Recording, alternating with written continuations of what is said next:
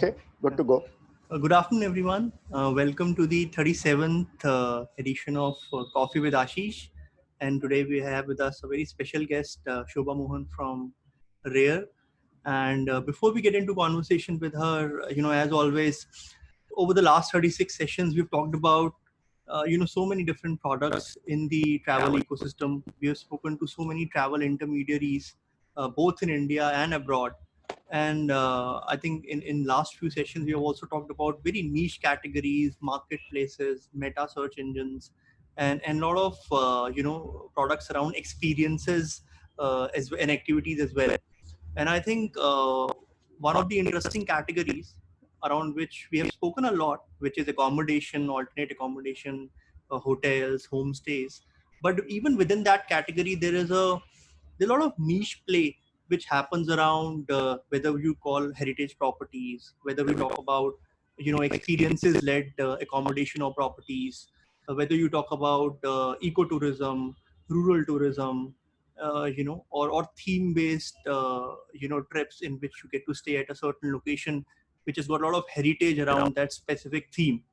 So this is an emerging category, and if you talk about travel connoisseurs or people who are really the next gen of millennials whom we talk about, so on our show as well, these millennials are looking for experiences while they are traveling. So they are not looking for run of the mill accommodation, those hotel properties. They are looking for alternate accommodation, and within hotels as well, they're looking for that niche experience to which they can hold on to.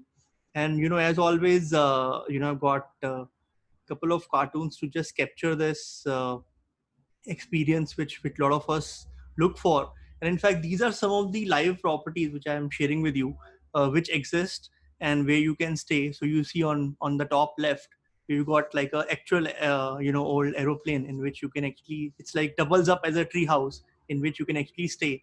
On the right side, you can actually be staying in a property like this where it's in actually below the sea level. And you can actually experience some of these aquatic flora and fauna as well. And on the bottom left, if you see, again, it's like a fantasy land based stay experience.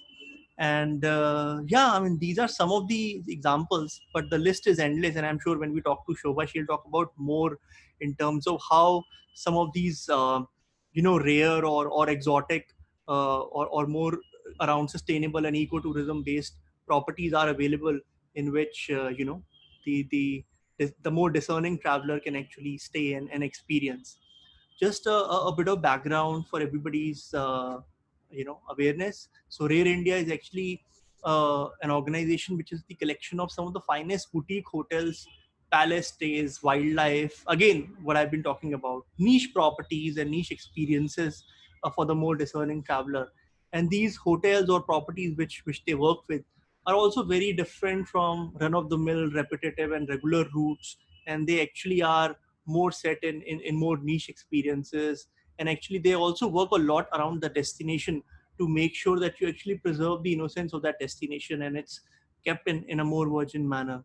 And the organization has been founded by Shoba Mohan, and the organization now has properties spanning across India, Nepal, Bhutan, with over 17 states in India alone, and they work with more than 50 hotel brands. The organization is a member of Responsible Tourism Society of India, Indian chapters of SITE, PATA, TOFT, ATO, and TTC. And actually they work a lot with DMCs, tourism offices as well, and they work as their marketing and advocacy partner. So they do a lot of events around heritage tourism, cultural tourism, festivals in Uttarakhand, Rajasthan. So a lot of those niche experiences around a specific destination as well is something which they do. And Shobha, who's our guest, has got more than 20 years of experience in the travel industry. She sits on the board of several associations like Responsible Tourism Society of India. She's a member of various chapters like SITE, TOFT, ATO, and is the ambassador of TTC, which is an international organization promoting experiential and international travel. She's also appointed as the brand ambassador of Transformational Travel Council and is a A-list advisor for travel and leisure, and advises Condé Nast on the travel side of events. and is also the sustainability crusader for the DOPE, which is an online travel magazine. And last year she also started a lot of focus on conscious luxury travel. And I think you'd all agree, and she'll talk about more when she talks about what really luxury means. I think that definition has also changed significantly over the years. She's also a prolific blogger and writer. She has written on various destinations and tourism impact, new routes, new niche experiences. She also writes on various lifestyle magazines like Condé Nast, Outlook Traveler, Travel Plus Leisure, India Today, Trap Talk, and the list goes on and on. She's also been covered extensively on national TV like NDTV, All India Radio, and is one of the celebrated women entrepreneurs in the country who's actually working towards positive transformation in the travel industry. So with this, a very warm welcome to you, Shoba ji, on our show. And I'm going to hand it over to Ashish to have a conversation with you while I sit back and enjoy my coffee. Shoba ji, you're on mute. Thank you, Karthik. I really look forward to this conversation. We've been talking about it for quite a bit, and I'm so glad the day has come. So how's your coffee, Shoba? Coffee is good, black, South Indian. So wow, that's great. So, tell us the model behind the name Rare, and does it see a change post-COVID? So the model essentially from the time we began has been communication, sales and marketing for small owner-run, independently owned hotels and groups that focus a lot on, on destination and the experiences, right? So that has been sales, marketing and communication is the core of what we do. It had largely been a B2B, food soldier model that we, went on to offices and started talking. One of the biggest shifts for us post-COVID is our, I belong to a generation where technology didn't come very easily to me, right? So one of the things that happened to me, I won't say naturally, I have been pushed into doing this very quickly, is to embrace technology. And we've kind of really quickly shifted everything onto the online platforms. We rejigged all our communications to look to present much better on the internet. Also, the pivot for Rare 2.0 is largely going to be technology based. Of course, we are going to keep the core of Rare alive because telling personal stories is what we are good at. And I think eventually where we will morph into is a space where we can marry technology, the ease and the distribution of technology with the personal and with the eye contact of the offline selling model. So that is where I plan to be, and that is where my aspiration is to be. But currently, of course, everything is happening online. Right. One of the biggest issues I have on contents is, of course, that they lie in disparate systems, different vernaculars, etc., etc. And India being a large country, and of course, globally, of course, with so many languages being spoken across. So contents has always been a challenge. And here it is you who's trying to create a destination feel around the properties. So how do you see yourself operating both in terms of the physical and digital contents around it? So yeah, I mean, language is a big is a big bridge to cross. But I think more visual content I think would make a lot of difference. And I think when it is technology, it gives you access to to storytelling, to visual storytelling much better than when you're actually standing in front of somebody and talking. Yeah, and looking at various, looking to represent in various languages. Also, I think what has happened with technology is that I don't need to physically be there in every place. Networking, which is something, which is another thing which has come out of this COVID disruption, is the power of networking. And that is something that we're going to be using very, very strongly, both in India as well as internationally. So I think that is one space, networking and personal networking is one space that will, that will mitigate challenges where languages and geographies are concerned. Right. See, as far as hotel distribution, and since you represent small, rare properties, so to say, has always amazed me because, I come from an era at a time when I've seen hotel companies build up large marketing offices for their distributing of their hotels. Still, suddenly in the early 2000s, the OTAs and the online came in, and that another model emerged. And then even now going forward, they didn't develop their own technology. The technology was more internal to the hotel than external in terms of distribution.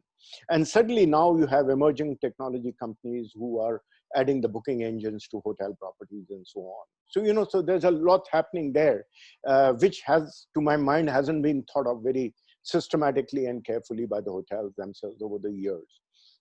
So how do you see the distribution model for the industry going forward? And to See, be more efficient and integrated, as I say, to the point of sale or the point of experience.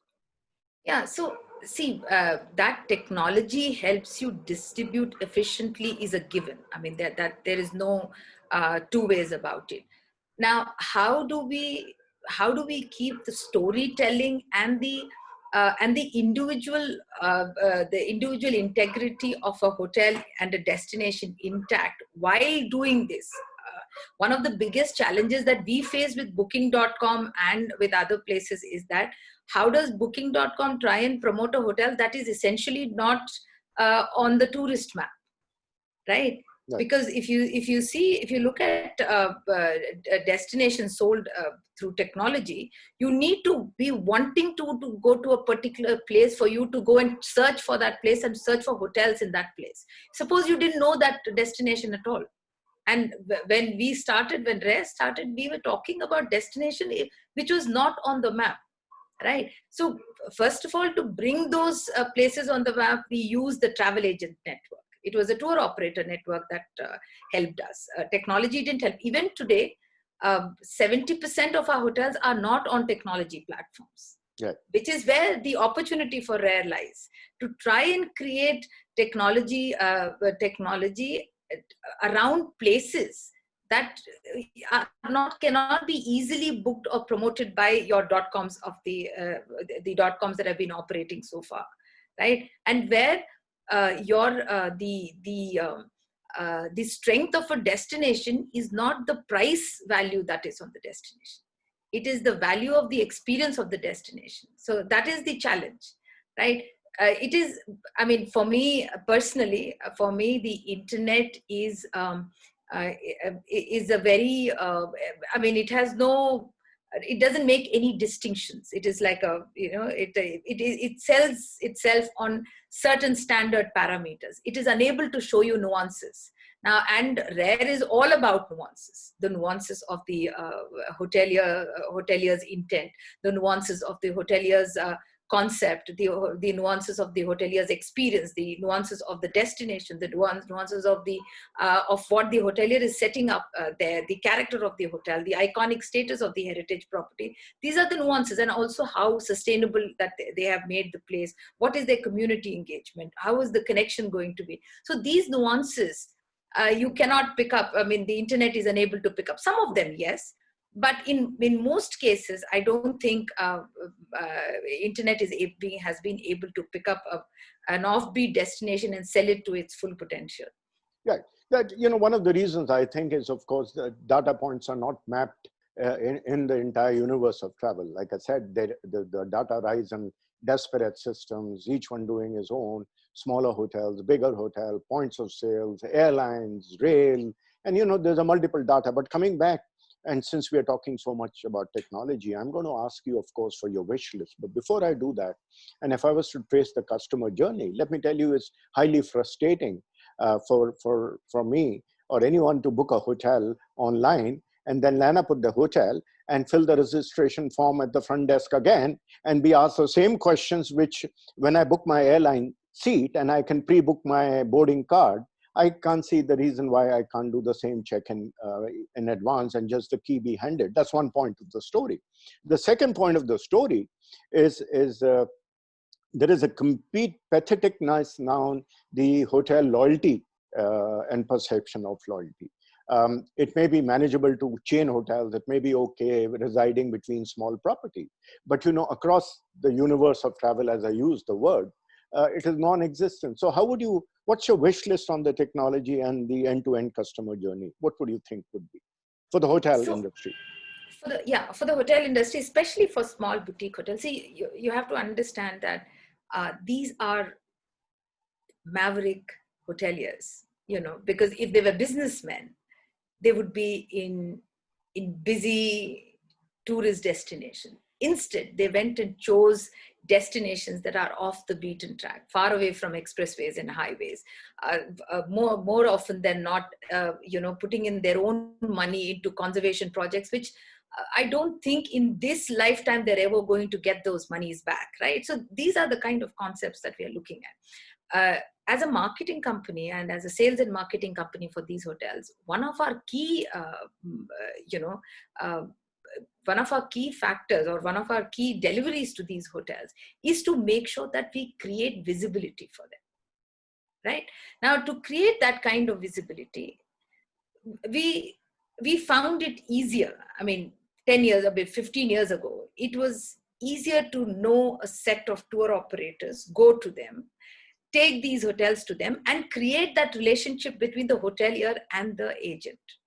Thereafter, RARE just becomes the PR partner who, ensures that the hotelier is reminded to come up, because he is not a salesperson. He is basically the head of a hotel. He's enjoying what he's doing.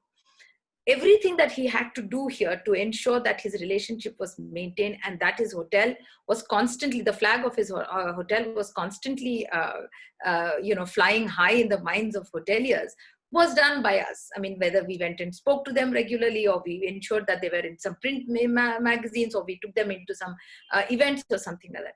Now, that relationship building is very difficult to do directly with the end customer. The end customer will only understand one middle brand. They can't understand so many brands put together. So independent brands, each of them, waving their flags, is not going to happen. So RARE is trying to do that. We are trying to be that one flag that says, okay, collect around me. We've got the best places. We've got the best integrated hotels. We've got the hotels that your values and the hotelier's values will match. If you're a wildlife lover, here's a collection of hotels that is being run by conservationists who have absolutely no time or interest in going out there and promoting his hotel, not even on the internet. So from creating content, from creating interest, from doing everything for them, we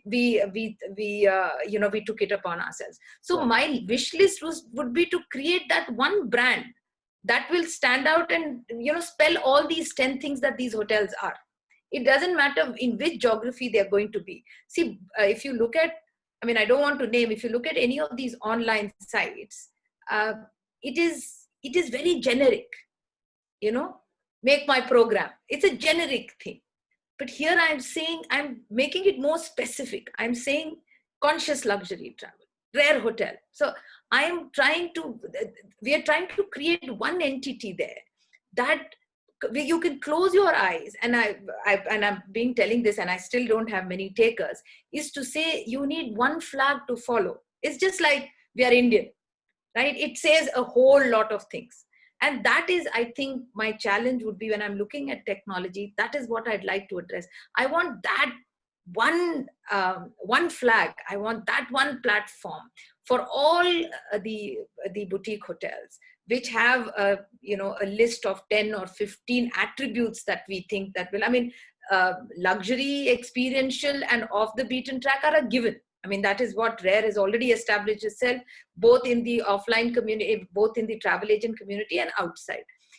Besides that, every time, we address, like for instance, in this period, in this COVID disruption, how can we establish that these group of hotels will be looking at safety and hygiene concerns, but not like everybody else does, but in a way that is benign and it is still earth friendly.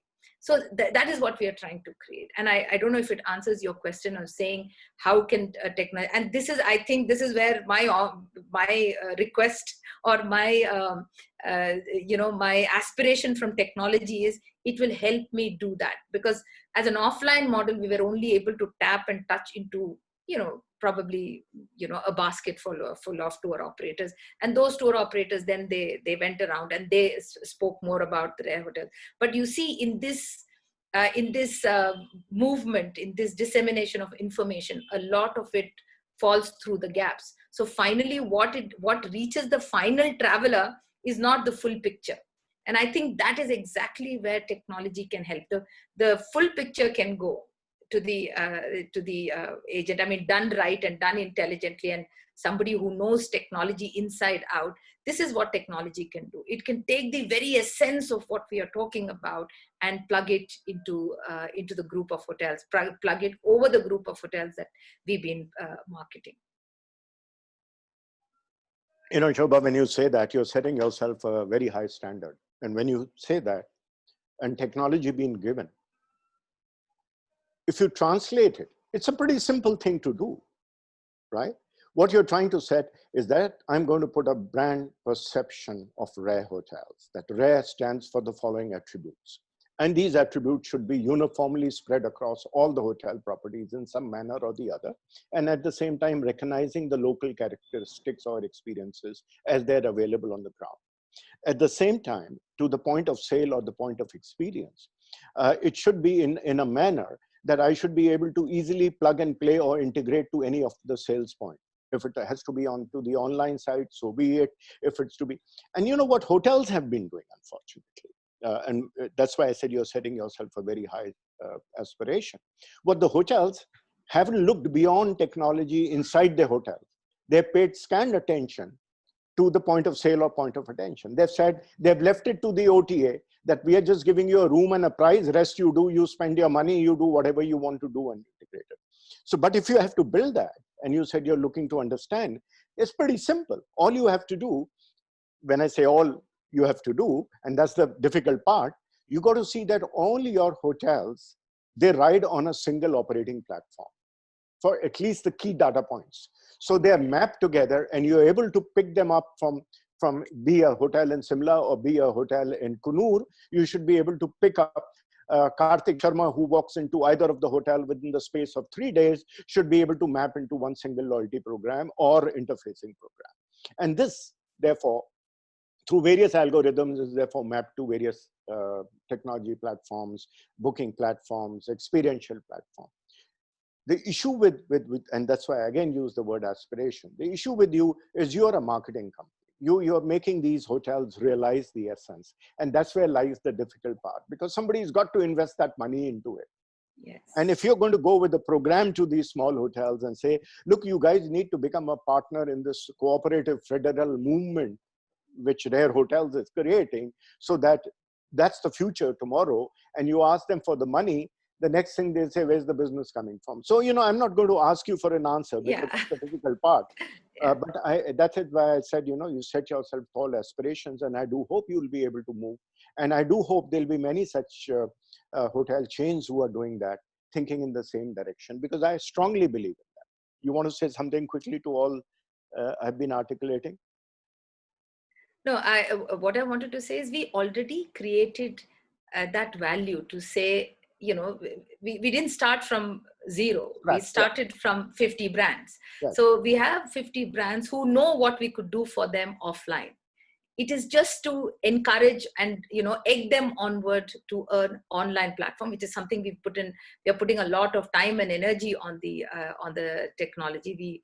We hired a tech team. We've been doing a lot of, every day things are being tweaked, and we are creating networks, and we're doing a lot of work on that. I mean, I can't tell you a lot more than that, sure. but we're creating a lot of a lot of data. We're investing a lot of time. We're tweaking everything that can visually entice people to start exploring differently. We're creating a lot of stories. For one of the campaigns we did was to explore differently. We're asking people to start exploring differently, which basically says, don't just look at the views from your windows and the height of your mattress. I mean, don't look at the size of your room, and don't look at the look at the lap pool in your room. Let's start thinking beyond that, right? That is a given. With the rare community, some of these things are a given anyways from the beginning. One of the good things that we did, which I mean, today there's a lot of companies that do representation, sales and marketing like we do. Some of them started our contemporaries, and they started when we started as well. There is even an association which has been... We just started. Yeah, we just started. It's called IAHRC. The president is Geeta Maheshwari. They're all stalwarts. I mean, Geeta, Jitender, Digvijay. These have been people, even some of them, even before me. I thought I started in 2000 thing, and I'm like, I thought I was a pioneer, but these people started. I mean, in fact, Jitender started a year before I did. But one of the right things we did was we stuck to the basic principles of a rare hotel. So if you look at one rare hotel, you are automatically assured that the rest of the hotels down the line may be in a different geography and things like that, but the essential elements of experiences and the essential elements of I don't like to use the word luxury so much, style, character, so those essentially will be the same. And of course all of them have great stories to tell. So that we did right. And in fact, this is a side story which is one of my favorites just now, is that from the time the first hotel came on board, Ashish, somehow it became it set the blueprint for the rest of the hotels, because we didn't go marketing to get more hotels on board.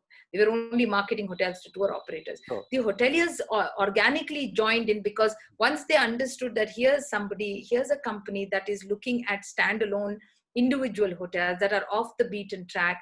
It doesn't need a destination to sell itself. They will create the destination. We put a lot of destinations on the map. Ramathra Fort, Shahpura Bagh, Bhens Road Garh. These were places people actually didn't know about. And these, we put all of them in. In fact, something like Tanjore, in fact, in southern India was a no-night destination.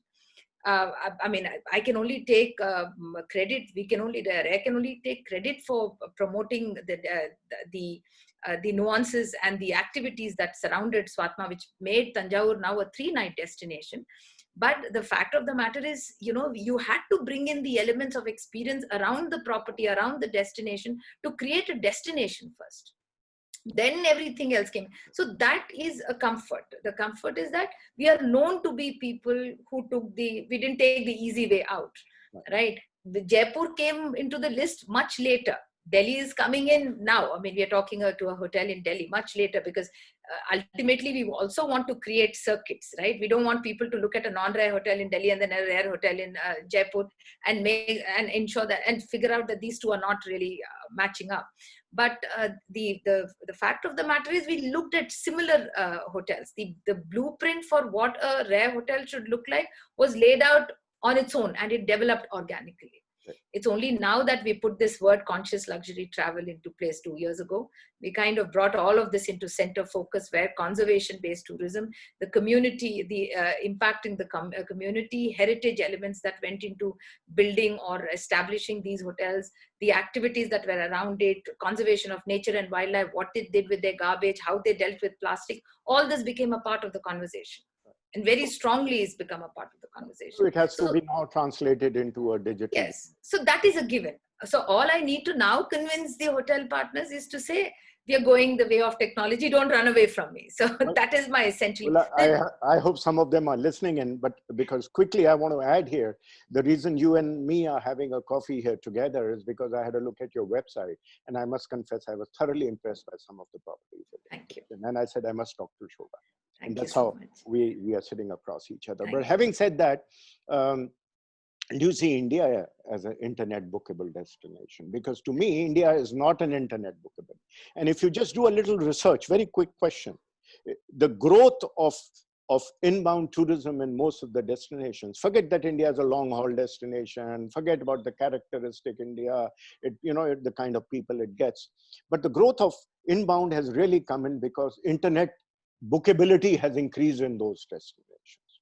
That's how the destinations outperform from the neighbors. So even if you look at some of our neighbors around, which are surrounding, the bookability of those destinations on internet from anywhere in the world is far, far superior than what has been experienced in India. So do you see India can become an internet bookable destination? I don't think that can happen very quickly, because the strength of India is, I think, the colors and the in-between colors, the taste and the in-between tastes, the cultures and the in-between cultures. It is perfect for a bespoke program where you want, I don't know if you remember this ad that used to come that used to say Mera Wala Cream. That is not possible on the internet. And I come from an operations background, and I've done tour operations, and I know how specific, people who are looking for India, they do want to feel that India of long ago, that they want to feel the grain of it.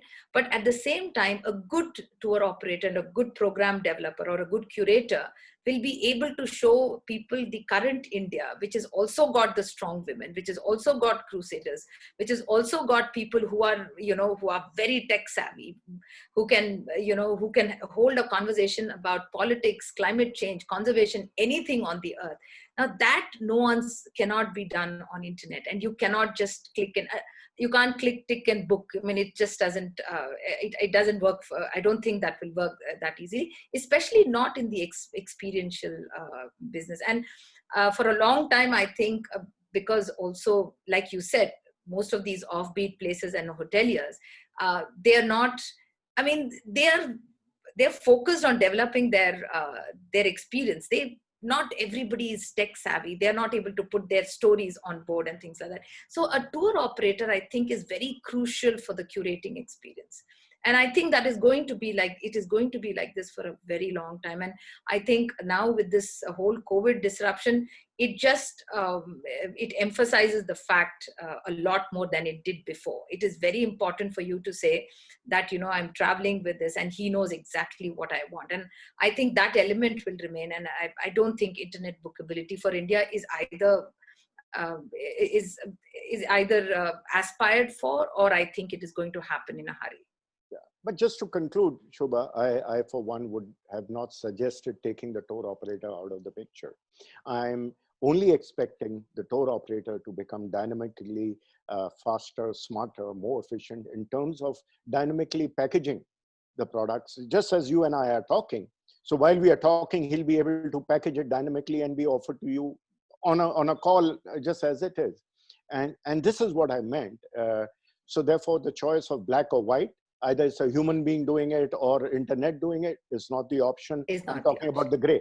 I'm talking about the gray, the hybrid model. Absolutely. That perfect hybrid, yes. Yeah. So whether it's an outbound holiday destination, whether it's an incoming holiday destination, to me, holiday is ripe for a hybrid model to be coming in, where you can have the best of both the worlds, if I may use the word. Unfortunately, the debates and the narration in various discourse in the industry goes towards online versus offline. There is no black and white. To me, there is a gray.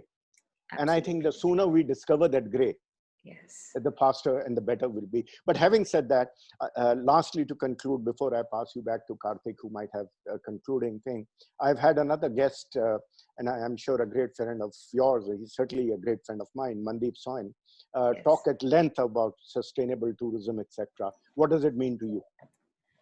So sustainable tourism, I mean, is a big conversation just now, and none of us can ignore it. Where tourism is concerned, I'd rather call it responsible tourism and not sustainable tourism, because I think while sustainable tourism is an aspiration, responsible tourism actually marks the path that you would take. And then it also involves everybody. I mean, it puts the onus on everybody down the line, right from the ministry to the tourism stakeholders, the hospitality partners, the service providers, and ultimately the traveler himself. So responsible tourism is what we should be looking at.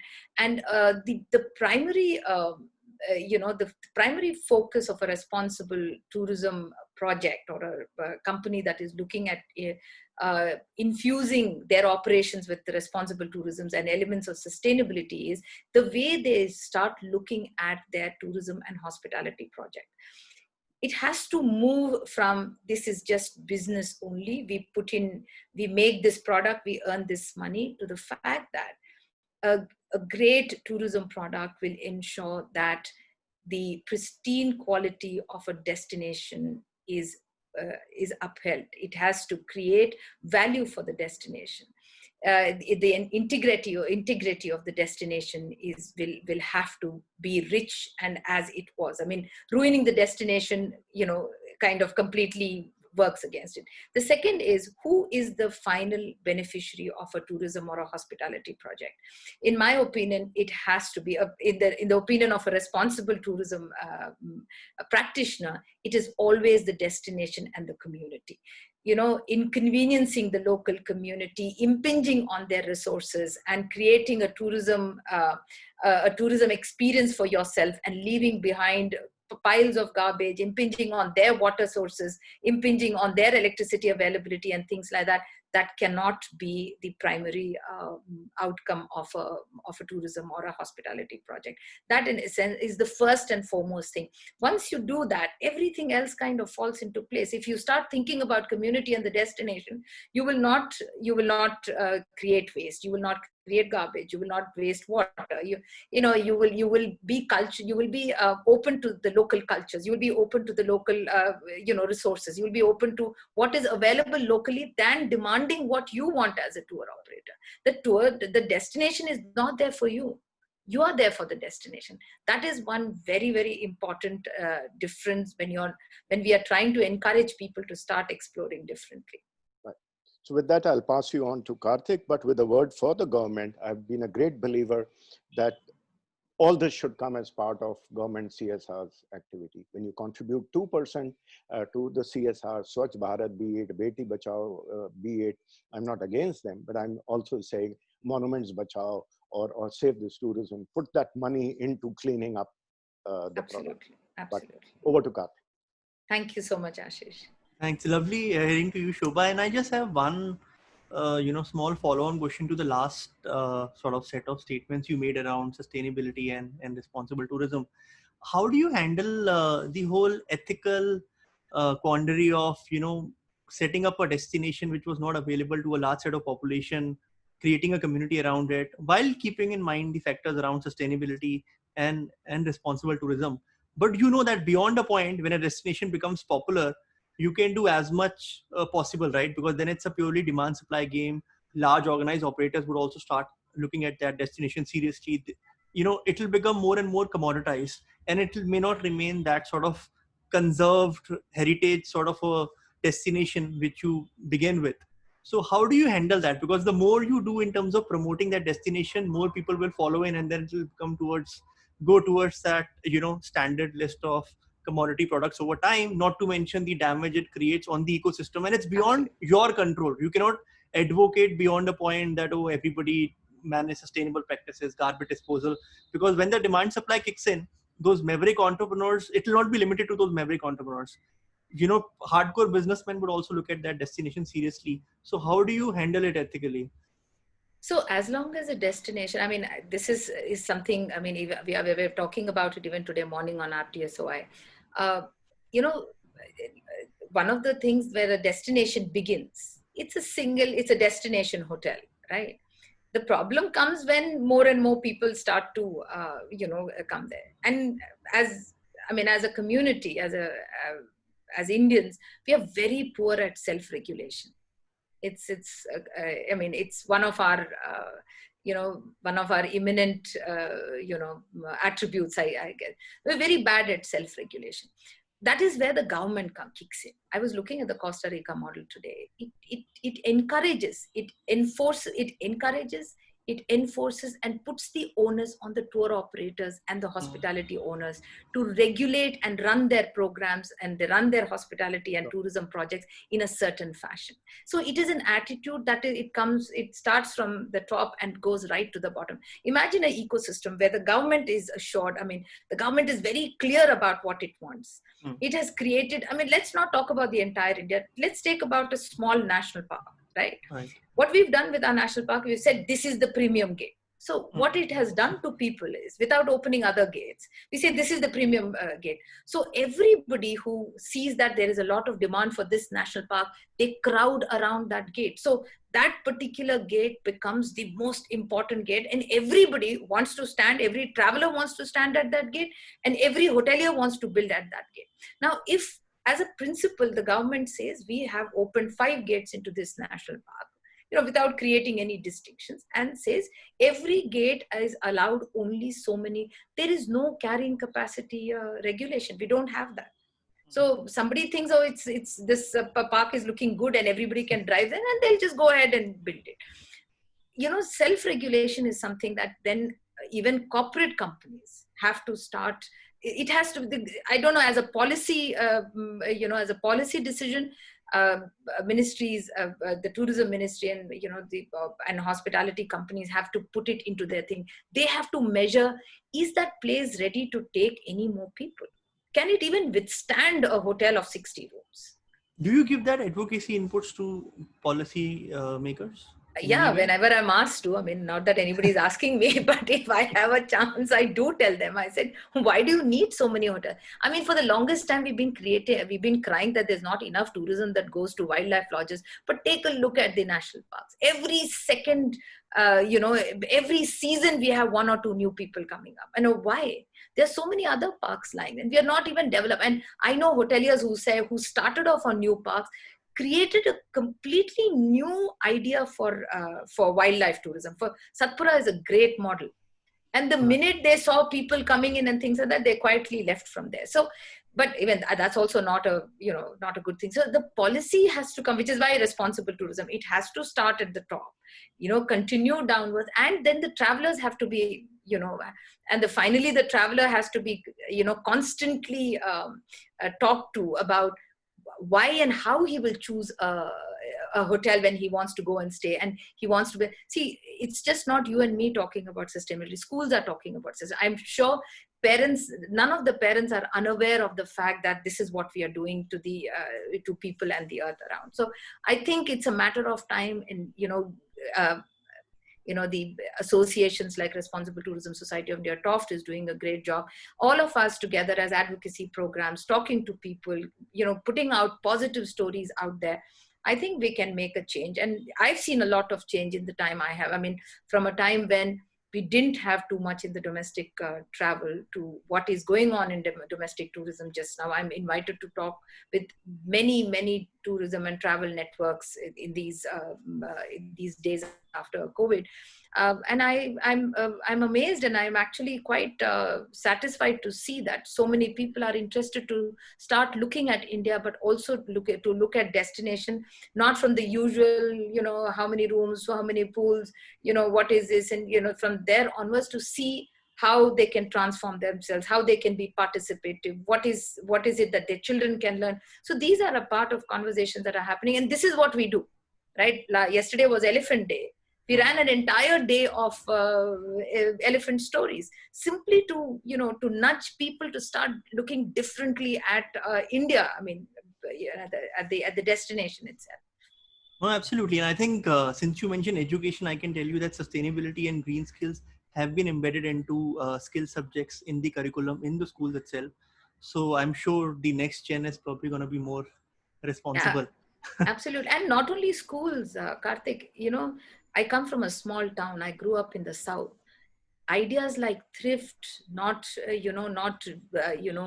overusing your resources, living within your means, have been a part of my growing up years. It's only coming to an urban scenario like Delhi when I just gave all this up, where excesses became a part of my lifestyle. But I have gone back to, thinking 3 times, 10 times before I purchase anything. I'm not a great fan of online shopping.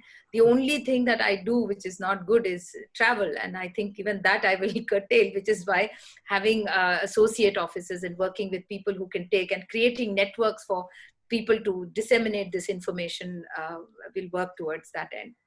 Great. It's been lovely having a conversation with you, Shoba. Thank you so much for sparing time to be on Coffee with Ashish. Thank you, Ashish, for being the generous host as always. Thank you, everyone, for joining in. And we will see you all next week with our 30th episode. Till then, stay safe. Take care, everyone. Have a good evening. Thank Thank you. you Shoba so once. much. Thank you, Bye-bye. Ashish. Bye. Thank you, Karthik. Thank you.